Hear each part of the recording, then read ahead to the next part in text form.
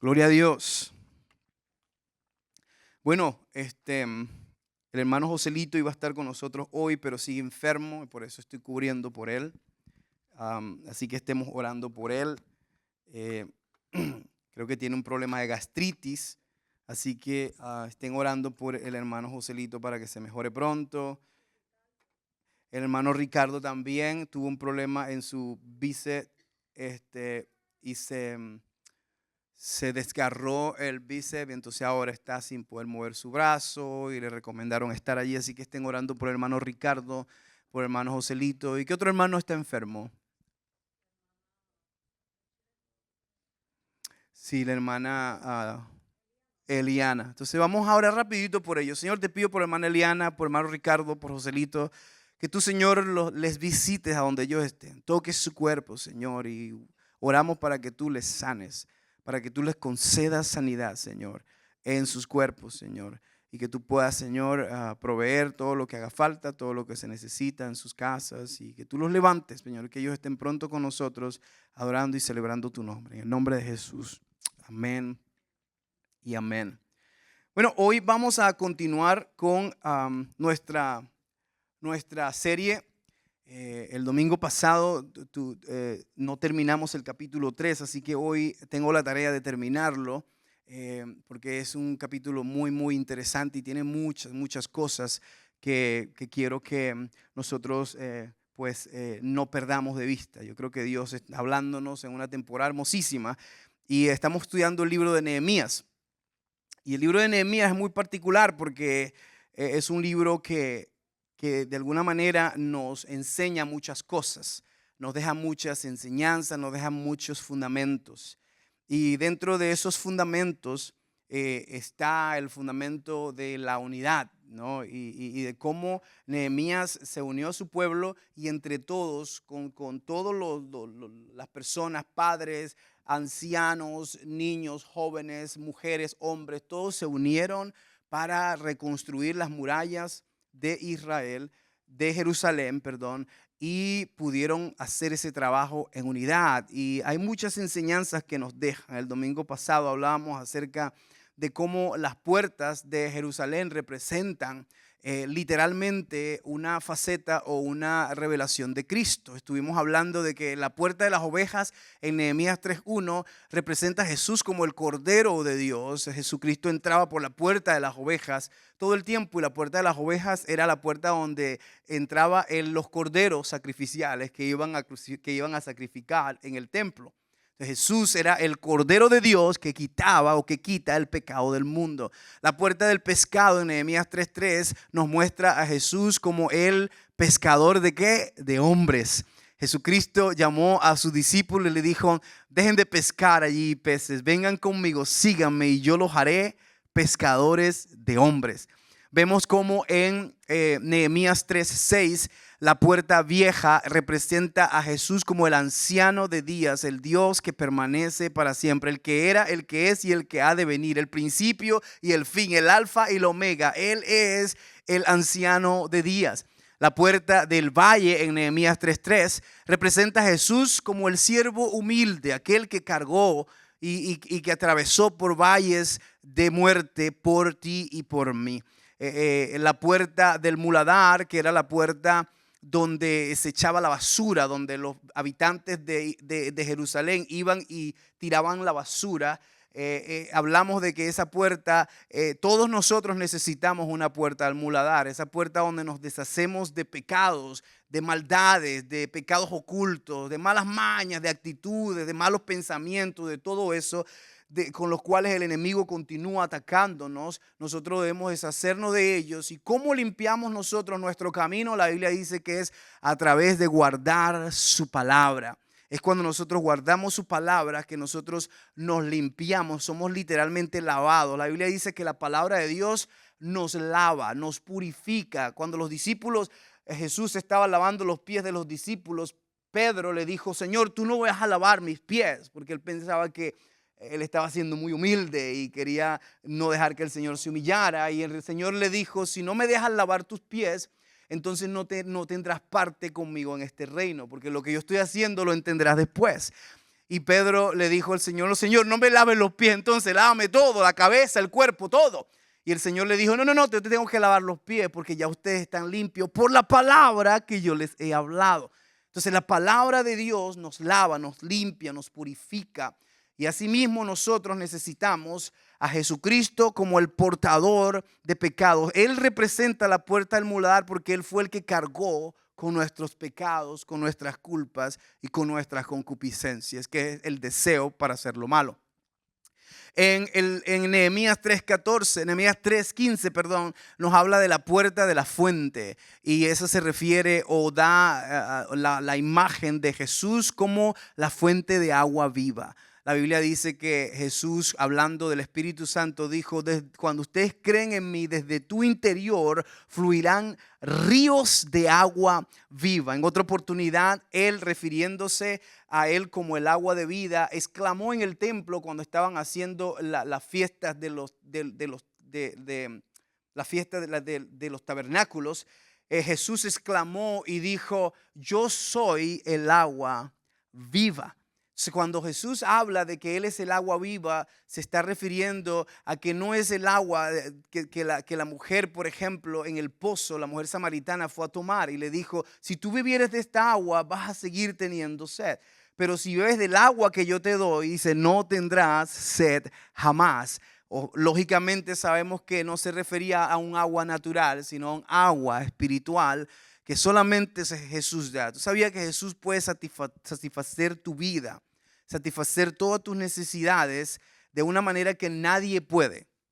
Ni el hombre, ni los vicios, ni los deseos, ni los logros, ni los triunfos, ni nada, absolutamente nada podrá satisfacerte de la manera como Jesús puede satisfacer tu vida y llenarte al punto que tú no necesitas absolutamente nada para tener paz, para ser feliz, porque en Él estás completo. Amén.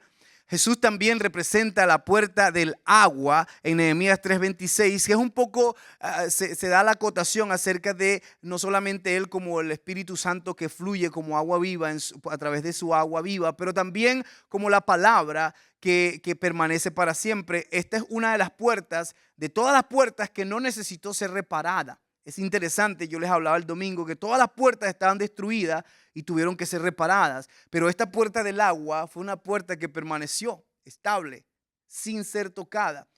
Y hablábamos de que esta es una referencia a la palabra de Dios que permanece para siempre. La Biblia dice, el cielo y la tierra pasarán, pero mis palabras no pasarán. La Biblia dice que yo envío mi palabra y hará exactamente lo que yo le envié a que hiciera. No regresará vacía. ¿Por qué? Porque la palabra del Señor permanece para siempre. Se sostiene por sí misma. La han querido destruir a través de la historia, la han querido opacar, a través de la historia la han querido desaparecer. Pero hoy tenemos la Biblia vivita, todo bien, sigue prosperando, sigue siendo el libro más vendido del mundo, el libro más leído del mundo, porque su palabra no necesita ni siquiera ser defendida, pues su palabra permanece para siempre y se defiende a sí misma. Es por eso que esa referencia a la puerta que no necesitó ser restaurada es una muestra de que nosotros no necesitamos agregarle ni quitarle a la palabra de Dios. Debemos predicarla tal cual como es, tal cual como está escrita. ¿Por qué? Porque su palabra está viva y es eficaz y puede discernir y puede atravesar los corazones y aún los tuétanos de los huesos y esa parte que divide el alma y el espíritu de las personas. Eso es lo que hace la palabra de Dios. Cuando tú lees la Biblia es el único libro que tú comienzas leyéndolo y terminas leyéndote a ti de regreso. La Biblia es un libro que está vivo, es su palabra viva. Nehemías 3:28 nos habla de la puerta de los caballos. Y hablábamos de que a través de esa puerta era como los ejércitos junto con el rey salían cuando iban a las guerras, y también era allí por donde entraban. Pero había algo importante, que los reyes cuando iban en son de paz a un lugar, ellos no iban con sus caballos de guerra, ellos iban con mulas o con pollinos. Y ellos iban con los pollinos semejando de que iban en son de paz. Es por eso que en la entrada triunfal en Jerusalén, Jesús no vino en un caballo blanco, porque Él no venía en son de guerra, Él venía en son de paz. Y la Biblia dice que Él venía como rey vencedor montado en un pollino. Entonces Jesús es el perfecto cumplimiento de todos los simbolismos y las profecías de las Escrituras, especialmente en el simbolismo de estas puertas. Luego vemos en Nehemías 3:29 la puerta oriental, que nos habla acerca de esa puerta donde se espera que regrese el Mesías. Y la Biblia dice que esa puerta oriental en el capítulo 3, versículo 29, refleja o simboliza a Jesús como el rey que regresa. Esa es la puerta que actualmente la tienen sellada, y desde hace muchos años la tienen sellada porque los judíos y los musulmanes y todas las religiones que han hecho vida en Jerusalén conocen de la profecía de que el Mesías va a regresar a través de la puerta oriental. Así que ellos, ¿qué hacen a través de esa puerta? Ellos la han cerrado, la han sellado, porque ellos creen que así va a ser la manera de prevenir de que el Mesías pueda entrar a Jerusalén. Pero ¿cuántos de ustedes y nosotros y yo sabemos que no hay nada que pueda prevenir su venida? Que cuando el Señor venga, dice que derrotará a todos sus enemigos con el resplandor de su venida. Eso es lo que el Señor hará, de manera que no hay manera de detenerlo. Cuando Él decida venir, nadie sabe el momento, nadie sabe el día, nadie sabe la hora. Cuando Él decida venir, Él vendrá y nada lo va a detener. Amén. Y la última puerta que Nehemías estuvo inspeccionando fue la puerta de la inspección. Y era la puerta donde anteriormente se recibían a las visitas, a las personas que llegaban para ser pasadas por requisa o por seguridad. Es algo así como una especie de puerta de migración, ¿no? Cuando la gente venía tenía que mostrar su visa. Si no tenía su visa no lo dejaban entrar. Entonces aún en Jerusalén, imagínense, también tenían puertas y tenían cuestiones para poder ser procesado. Increíble, ¿no?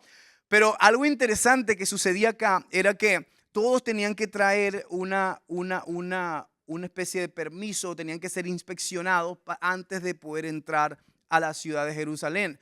En el versículo 31 nos dice eso, pero esto también nos habla acerca de la supremacía y de la justicia divina que Jesús representa. La Biblia dice que Él vino como cordero para salvarnos, pero en su segunda venida la Biblia no dice que Él vendrá como cordero para salvarnos, sino que viene como juez y señor de toda la tierra. Jesucristo es nuestro juez y Él va a venir para juzgar a los vivos y a los muertos. De manera que nosotros como su pueblo esperamos ansiosamente por su venida. Entonces cada puerta en la reconstrucción de Jerusalén refleja un aspecto de su carácter y la obra de Cristo.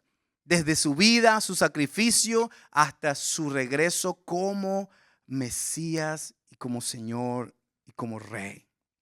Amén.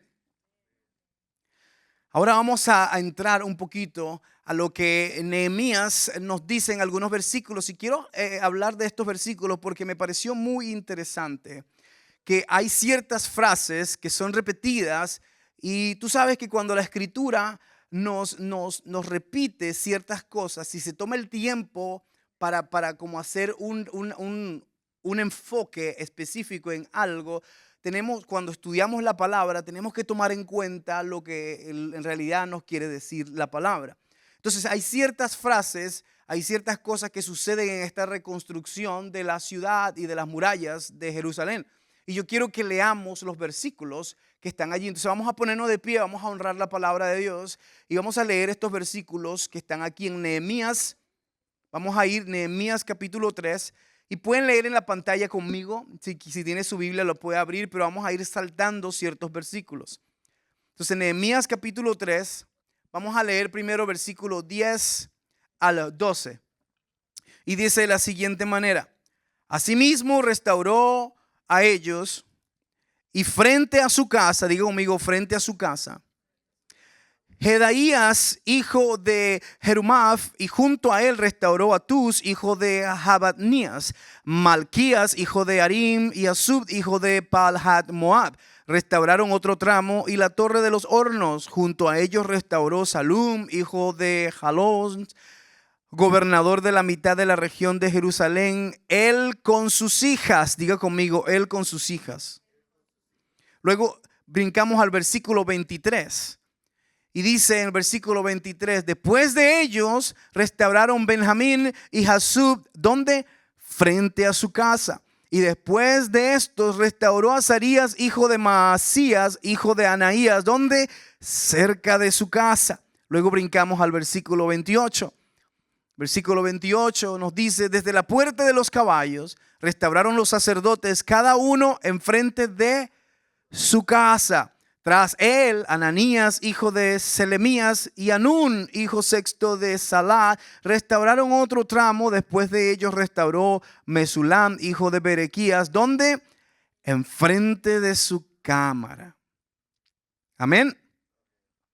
Entonces vamos a orar. Señor, ya sé que oramos, pero me gusta orar mucho. Vamos a seguir orando. Señor, oramos para que tú nos reveles lo que hay acá, Señor. Revélanos tu palabra. Estamos hambrientos de ver lo que tú tienes para nosotros hoy. Te pido que nos ayudes, Señor, en el nombre de Jesús. Amén. Amén.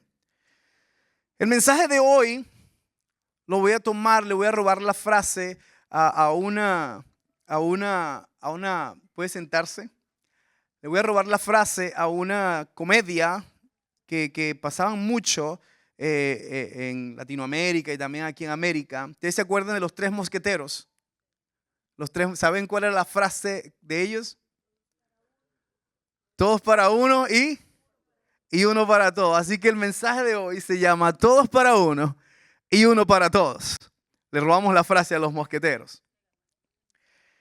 Algo que me importa esclarecer y dejar el fundamento era el hecho de que la Biblia se toma el tiempo de explicar y de repetir estas frases continuas como que enfrente de su casa, cerca de su casa, enfrente de su cámara, con sus hijas y usa toda esta terminología para darnos un mensaje muy interesante. El mensaje era que lógicamente entendemos que se estaban construyendo las murallas de Jerusalén y hablamos de que las murallas eran una señal de protección, eran una señal de defensa. Las murallas eran una señal donde el pueblo, de alguna manera, el pueblo que tenía murallas era un pueblo que tenía identidad, que tenía propiedad, que tenía seguridad, que sabía quién era y sabía lo que tenía. Las murallas no solamente representan algo físico, pero representan algo espiritual. Y hablamos durante los últimos domingos de que las murallas también tienen que ver y afectan mucho la moralidad de las personas.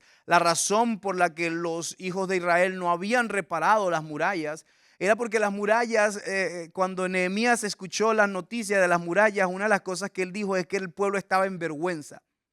Estaba en vergüenza porque las murallas estaban caídas. Fíjate cómo es la frase o lo que él usa para describir la situación que estaba viviendo el pueblo de Jerusalén. Dice que ellos están en vergüenza y desolados porque sus murallas están caídas. De manera que no solamente era una aplicación literal, física. Lógicamente, cuando las murallas estaban caídas, ellos estaban expuestos a sus enemigos, estaban expuestos a animales, estaban expuestos a cualquier tipo de ataques, no tenían seguridad, no tenían protección, prácticamente tenían que vivir en temor constante. ¿Tú te imaginas viviendo en temor constante?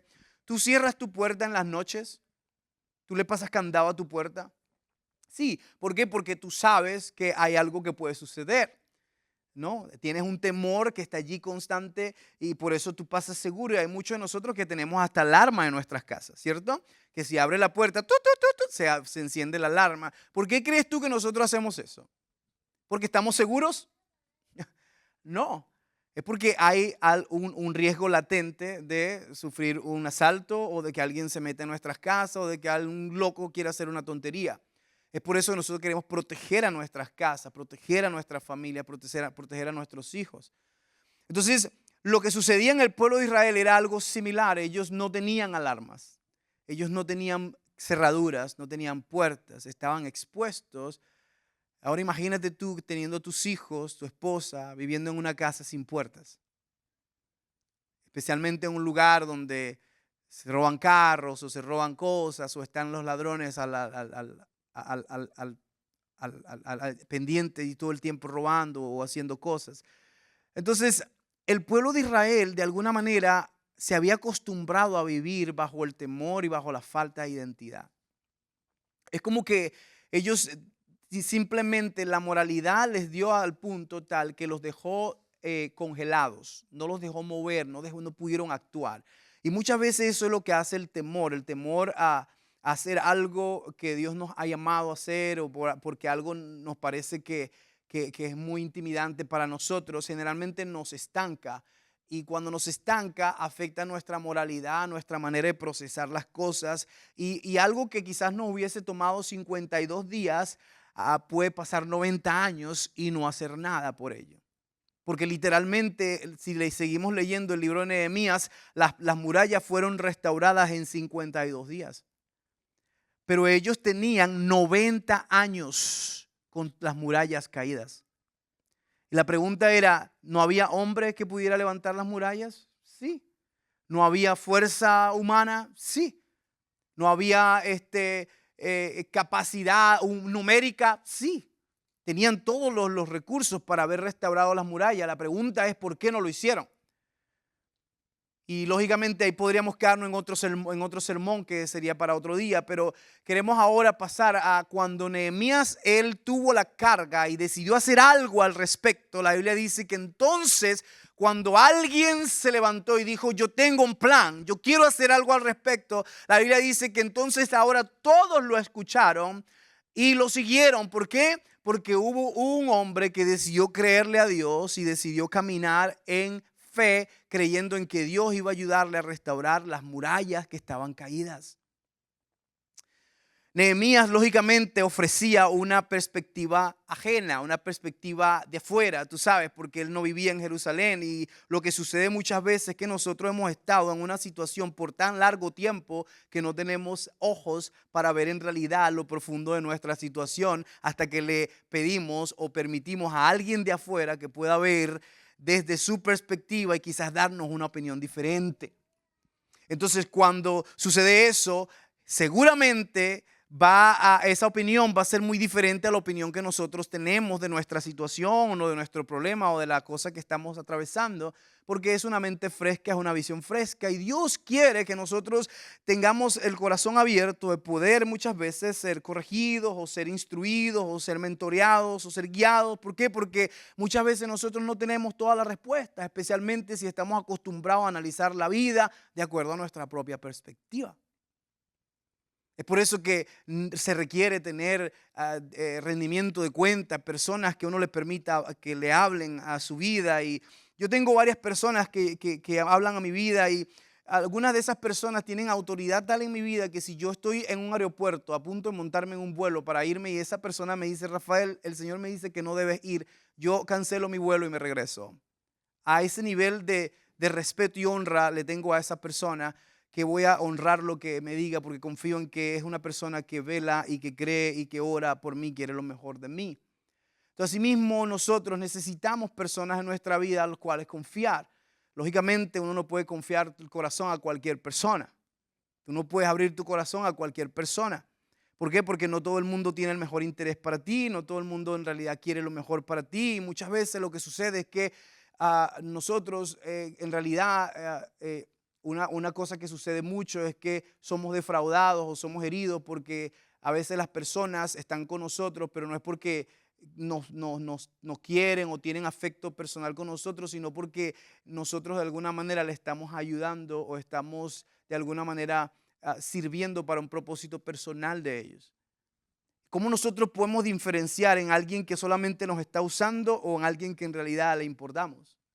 ¿Cómo podemos nosotros diferenciar en alguien que solamente le importa que tú llenes un espacio en la vida, en el tiempo, en el horario, en el calendario, o alguien que en realidad le importa tu vida y le importa tu futuro y en realidad quiere invertir en ti? ¿Cómo? ¿Cómo podemos hacerlo? Es a través de esa dependencia de Dios, pero también de poder nosotros llegarnos a esas personas y abrir nuestro corazón. Y muchas veces va a tomar el riesgo de ser defraudados, muchas veces, lamentablemente. Pero cuando tú encuentras una o dos personas como esas en tu vida, eres un hombre o una mujer bendecida, porque muy pocas personas tienen ese tipo de personas en sus vidas. Y si tú llegas a encontrar esas personas, tienes más garantía de tener éxito en la vida que muchas otras personas. ¿Por qué? Porque tienes personas que velan por ti, que están interesados en tu salud espiritual y tu corazón, y no necesariamente en lo que tú puedas hacer por ellos. Y una de mis oraciones constantes es que el Señor me ayude a mirar y amar a las personas, no tanto por lo que ellos puedan darme o hacer por mí, sino por lo que Dios quiere hacer en ellos. Y poder eliminar cualquier tipo de interés o conflicto de intereses para yo poder darme a ellos. Y mi consejo para ti es que tú puedas también mirar a las personas de esa manera, no como un beneficio para obtener algo, sino más bien como un propósito para que ellos sean mejores. Que tu vida sea usada para el propósito de la expansión del reino. Nehemías sabía que el propósito de él era venir a ayudar a su pueblo, a su gente. Él sabía que su papel era venir y ser de bendición a sus amigos, a los parientes quizás de sus familias. Y él llegó con mucho entusiasmo y organizó a la ciudad, pero algo comenzó a suceder. Él les empezó a explicar y a decirles, hey, yo vengo a ayudarles, pero yo no voy a construir lo que ustedes tienen que construir. En otras palabras, él le dijo, vamos a trabajar todos juntos, pero cada quien tiene que ser responsable por su parte, por su responsabilidad, por su casa, por su familia. No es mi papel restaurar o construir tu familia. Mi papel es ofrecerte un ambiente donde tú puedas ser restaurado, donde puedas ser entrenado, equipado y eventualmente restaurar tu vida, tu familia o lo que Dios quiera hacer en tu vida. Pero no es papel mío o de alguien más, sino es papel tuyo. Y Nehemías le dice a las personas, hey, vamos a trabajar todos juntos, pero para que todos rindamos y cada quien tome manos a la obra, cada quien va a trabajar enfrente de su propia casa. Y todos comenzaron a trabajar y a formar la muralla enfrente de sus casas. Y la Biblia me parece tan explícita y tan clara y tan inspiradora, que nos habla de que cada familia, incluso hasta sus hijas, las involucraron a trabajar. Un trabajo que era de hombre, porque crear esas murallas y levantar esas cosas pesadas era algo generalmente que lo hacían los hombres. Pero ahí vemos un grupo de chicas que estaba con su papá, me imagino que no tenía hijos varones. ¿Cuántos no tienen hijos varones? Solo niñas acá. Mira, ahí está. Eres un hombre, una mujer bendecida, ¿sabes? Porque las niñas, cuando no hay niños presentes, se convierten en grandes guerreras. Ellas pueden hacer maravillas. Amén. Y van a ser de gran ayuda. Una vez a mí un hombre inspirado por Dios me dio una profecía acerca de mi hija Nina.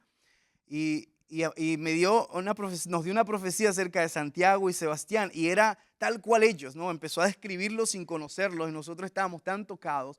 Pero cuando habló de Nina, me dejó completamente sin palabras, porque lo que él dijo de Nina era que Nina era como que el powerhouse. ¿Cómo se dice powerhouse? Como que la poderosa de la casa, algo así, pues. Como que la fuente de poder. Ella es como que la poderosa en la familia. Y ella es la que se va a quedar con ustedes en el ministerio. Y yo creo que mis hijos van a servir con nosotros y van a crecer en el ministerio, pero el hecho de que él nos dijo que ella es la que va a dejar todo y va a servir con nosotros, me pareció impresionante porque yo lo veo en ella, veo su corazón. Eso es lo que ella es. Ella da su vida por toda la gente. Ella tiene un corazón de compasión y está con mi esposa y conmigo para todo. Quiere hacerlo todo conmigo. Todo lo quiere hacer conmigo. Entonces yo definitivamente veo eso, pero cuando veo aquí a este hombre trabajando con sus hijas, construyendo la muralla enfrente de su casa, me parece un simbolismo muy interesante porque él estaba involucrando a sus hijos en un trabajo que les correspondía a él. Pero ¿qué es lo que sucede con los padres de hoy en día? Que nosotros hemos hecho un mal trabajo en pasar o enseñar nuestra fe a nuestra descendencia o a nuestros hijos. Y lo que sucede es que nuestros hijos, ellos ven a papá y a mamá enamorados del Señor, pero papá y mamá nunca tienen tiempo de enseñarlos a ellos a enamorarse del Señor tampoco. Solamente se lo entregan a los maestros de escuela dominical y oran que un día esos niños se conviertan en grandes hombres y mujeres de Dios. Pero el maestro de escuela dominical no se le asignó el trabajo de levantar esa muralla que está en tu casa, fue a ti. Entonces tú como padre, como mujer y esposa y esposo en tu casa, el Señor te ha encomendado a ti construir la muralla de tu casa para que tú entonces establezcas la protección y los fundamentos alrededor de tu casa. No es papel de nadie más sino tuyo. Si no lo haces, si no lo construyes, nadie más lo hará. Ahora, ¿cómo construyo yo esas murallas alrededor de mi casa? Y usted dirá, bueno, pero yo estoy soltero, estoy soltera, pastor, ¿cómo hago yo? Bueno, eso se aplica también a cualquier persona. Tú como persona soltera o soltero, también tienes una responsabilidad de construir tus murallas en tu vida. Las murallas pueden ser simbolismo de muchas cosas, pueden ser simbolismo de valores. Valores son murallas. Tú debes construir tus valores. Por ejemplo, el valor de tener una relación con Dios estable, de orar, de ayunar, de tener una dependencia de Dios. El valor por ejemplo, servir. El valor de trabajar. El valor de ser responsable, de tener compasión. El valor de ser puntual. El valor de ser una persona de palabra. Todo eso son cosas que tú puedes sembrar en tu familia, puedes sembrar en ti mismo. Y cuando tengas tu familia, eventualmente tu familia solamente va a entrar bajo el embudo de tus propios valores y van a aprender a ser como tú, van a imitarte a ti, van a caminar como tú, van a hablar como tú, van a querer ser como tú. Ayer, por ejemplo, encontré a mi hijo Santiago haciendo ejercicio y yo le digo, wow, está haciendo ejercicio porque me ve a mí haciendo ejercicios también. Entonces quiere ser como papá. ¿Por qué? Porque él no va a hacer lo que yo le digo, él va a hacer lo que él me ve hacer. Asimismo, tú como padre o independientemente, tú que estás formando tu vida, debes entender que tu descendencia va a ser lo que ve en ti, no necesariamente lo que tú le dices. Entonces vemos cómo cada uno tomó responsabilidad y comenzaron a trabajar juntos, unidos, para construir sus propias casas y sus propias murallas. Esa responsabilidad no es de nadie más, es tuya. De manera que si tu casa está en chavos, está en inestabilidad, es una responsabilidad tuya que Dios te ha dado a ti. Si tu casa está bajo un terreno inseguro, está bajo la arena y que cualquier tormenta llega y los tumba y los destruye, eso es responsabilidad tuya. Entonces tu papel es equiparte, es entrenarte, es crecer, es buscar, es pedir ayuda, es crecer en el Señor para que entonces tú traigas eso y lo ocupes en tu casa y construyas tu casa sobre la roca inconmovible que es Jesucristo. Y así puedes estar firme en el tiempo de la prueba, en el tiempo de la necesidad, en el tiempo de la tormenta. Llega un momento en nuestra vida que tenemos que decir así como los tres mosqueteros, todos para uno y uno para todos, en casa. ¿Por qué? Porque todo comienza ¿dónde? En casa. Después que trabajamos en casa, la casa puede representar nuestra casa física o nosotros personalmente.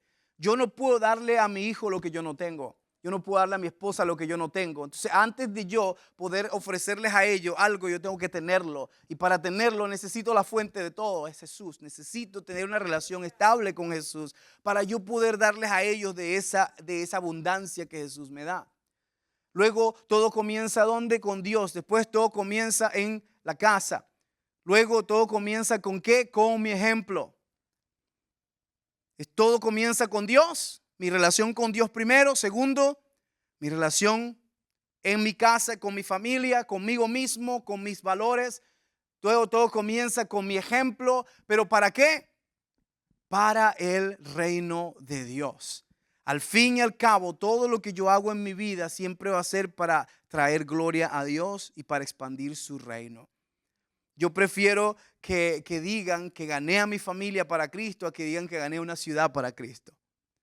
¿Por qué? Porque de nada le sirve al hombre salvar al mundo entero y perder lo más valioso.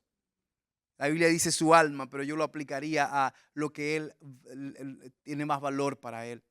Entonces es importante entender dónde comienza todo. Entonces todo el pueblo comenzó a trabajar unido. Diga conmigo, unidos. ¿Tú sabías que en la unión está la fuerza? Eso no es un cliché, eso no es nada más una frase bonita que dijeron algunos ilustres próceres de la historia. Es algo real. Dios mismo lo reconoce cuando el pueblo estaba construyendo la torre de Babel. ¿Te acuerdas esa historia en el libro de Génesis? Estaban construyendo la torre de Babel y el Señor dijo, todos están unidos, hablan el mismo lenguaje y tienen una misma mente. Si ellos siguen así, nada les será imposible. Él mismo lo dijo. ¿Por qué? Porque cuando se trabaja en unidad, se logran muchas cosas. Pero lo mismo también sucede cuando nosotros estamos en unidad, pero por un propósito divino y un propósito de Dios. Te voy a decir lo que sucede en 1 Corintios 12, 24 al 27. ¿Por qué? Porque construir juntos es una cosa del reino. 1 Corintios 12, 24 al 27 dice: pero Dios ha compuesto el cuerpo dando mayor honor a la parte que carecía de él, a fin de que en el cuerpo no haya división, sino que los miembros tengan el mismo cuidado los unos por los otros. Y si un miembro sufre, todos los miembros sufren con él.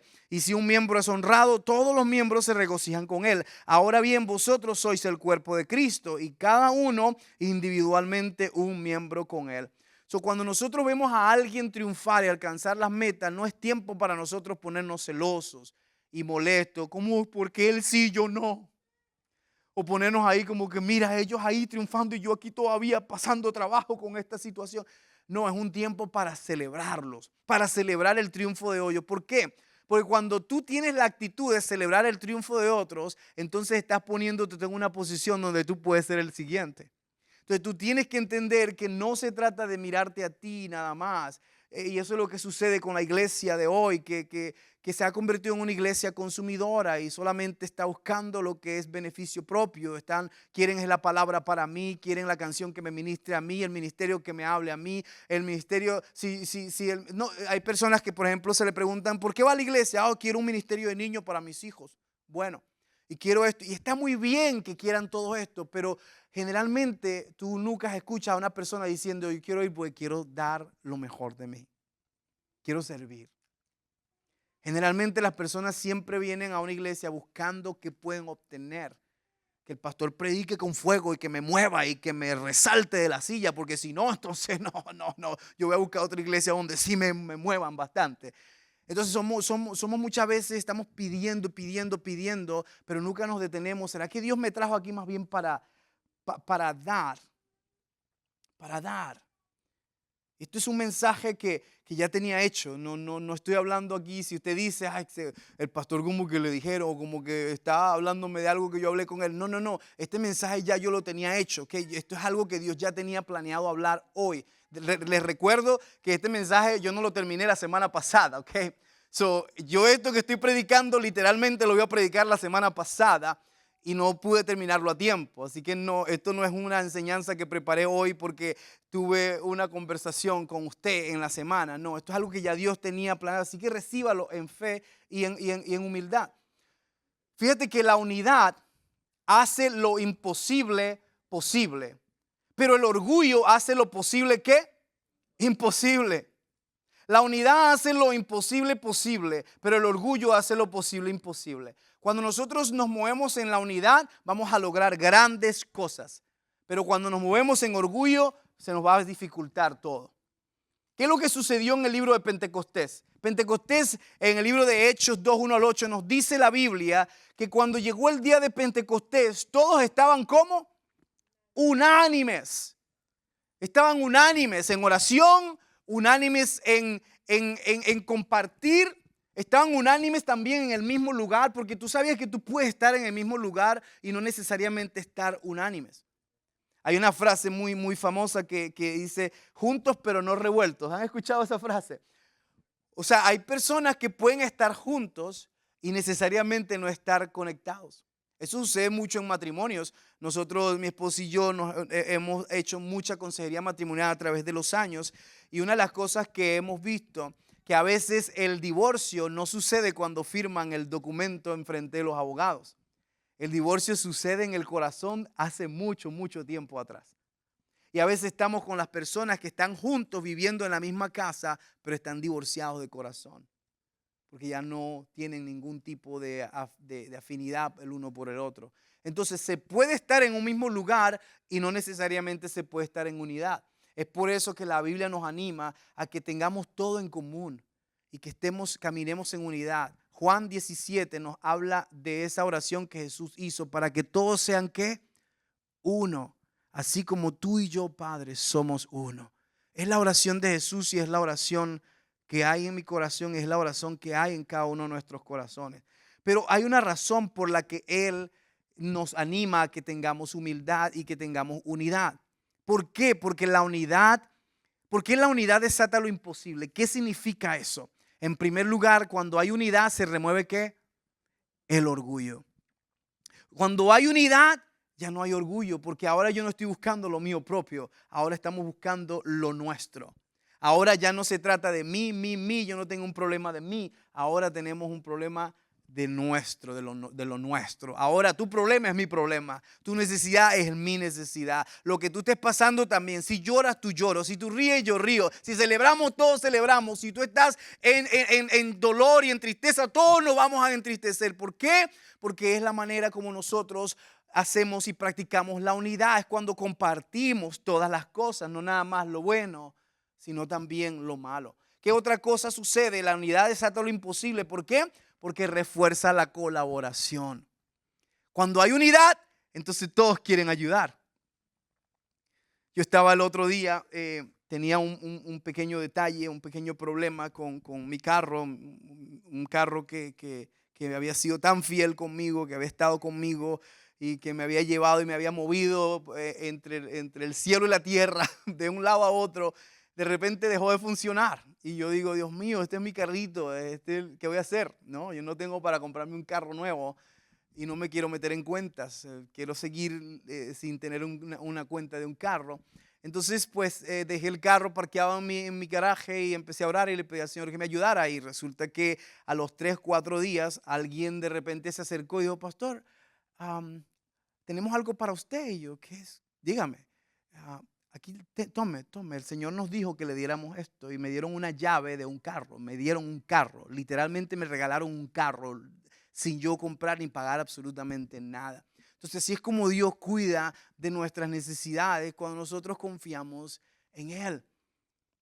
Entonces el Señor, pero eso sucede en unidad, eso sucede porque hay unidad, porque cuando alguien tiene necesidad, todos brincan a ayudar, porque cuando alguien está en celebración, todos brincan a celebrar con esa persona, porque de eso se trata una comunidad, que todos estemos unidos y estemos pendientes y estemos celebrando con el otro, llorando con el otro, riendo con el que ríe, llorando con el que llora, pero estar en unidad completa, porque la unidad desata lo imposible. ¿Qué otra cosa sucede con la unidad? Remueve el orgullo, refuerza la colaboración y ¿qué? Crea dependencia. Porque cuando estamos unidos, ahora todos dependemos los unos de los otros, pero también dependemos de Dios. Sabemos que nuestra última ayuda viene de Dios. ¿Qué otra cosa logra la unidad? La unidad viene ¿con qué? Con bendición.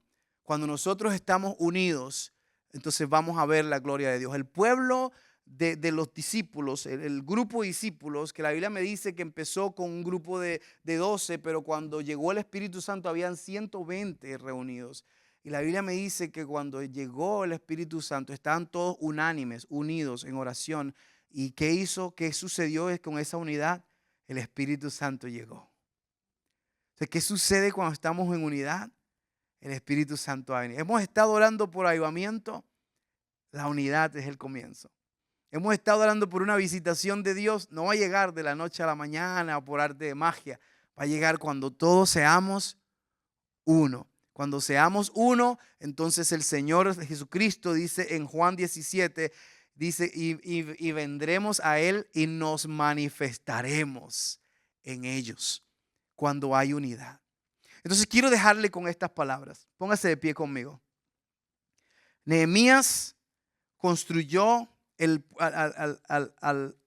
la muralla porque activó a cada persona a que se enfocara en su familia, en su casa, en su vida personal, pero eventualmente eso que ellos hicieron colaboró a la construcción de toda la muralla. Entonces muchas veces tú piensas que lo poco que tú estás haciendo no está haciendo gran diferencia, no está causando gran impacto, pero yo te voy a decir que cuando tú tienes algo que hacer y cuando tú ofreces lo que tú haces, aunque sea poco, aunque quizás no sea mucho, eso va a ser la gran diferencia en la gran obra que el Señor está haciendo en esta ciudad y en nuestras vidas. Tú dirás, wow, pero es que yo no tengo mucho que ofrecer. El Señor puede hacer mucho con lo que tú tienes que ofrecer. Quizás tú dices, bueno, yo lo que hago es que a mí me gusta orar por la gente, o a mí me gusta ayudar a las personas que no tienen transporte, o quizás tú dices, no, a mí me gusta servir con los niños, pero no creo que vaya a ser una gran diferencia. Pues yo te digo, cada persona que construyó su parte colaboró a que toda la muralla fuera construida, y en 52 días fue construida toda la muralla, y el pueblo de Israel pudo ahora cambiar la muralla y ser restaurado. Entonces, ¿cuál es mi mensaje para ti hoy? Que te enfoques en restaurar la muralla de tu casa, de tu vida. Comienza a trabajar en lo tuyo, en lo que Dios está poniendo delante de ti. Comienza a construir la muralla de tu casa, de tus hijos, de tu esposa, de tu familia, y permite que esa construcción continúe avanzando. Aunque tú creas que quizás no estás haciendo gran diferencia, tú estás construyendo a la construcción completa de todo lo que Dios está haciendo. Amén. Señor, te doy gracias por tu palabra. Gracias, Señor, por usarnos para un propósito mayor. Gracias, Señor, por permitirnos entender, Señor, que necesitamos enfocarnos en nuestra muralla, en nuestra puerta, en nuestro lado, enfrente de nuestra casa. Es un simbolismo, Señor. Por eso hoy, Señor, estamos contigo y queremos escuchar esta palabra, meditar en ella y recibirla. Tú sabes que la palabra de Dios dice que Jesús estaba siendo mostrado a través de esta historia. Y una cosa que me impresiona mucho es que Jesús fue mostrado y predicado a través de toda la Escritura. En este caso, Él representa todas estas 10 puertas, pero cuando tú miras la Biblia, en el libro de Génesis, Jesucristo era la simiente de la mujer. Cuando tú miras el libro de Éxodo, Jesucristo es el Cordero de la Pascua. Cuando miras el libro de Levítico, Jesucristo es el sumo sacerdote y el candelabro y el pan de la proposición y el sacrificio en el altar. Cuando miras el libro de Números, Jesucristo es el pilar de la nube que se ponía de día y la columna de fuego durante la noche. Cuando miras el libro de Deuteronomio, Jesús es el profeta que Moisés dijo: después de mí vendrá un profeta mayor que yo. Cuando miras el libro de Josué, Jesucristo es el ángel del Señor. Jesucristo está a través de toda la Escritura. ¿Por qué? Porque toda la Escritura, desde Génesis a Apocalipsis, es una narrativa única que apunta a la definición y a la descripción de la persona de Jesús. Entonces, todo lo que nosotros necesitamos para lograr esta unidad que estamos predicando es pararnos sobre la roca inconmovible que es Jesucristo. Así que hoy, que ese sea tu oración y tu deseo.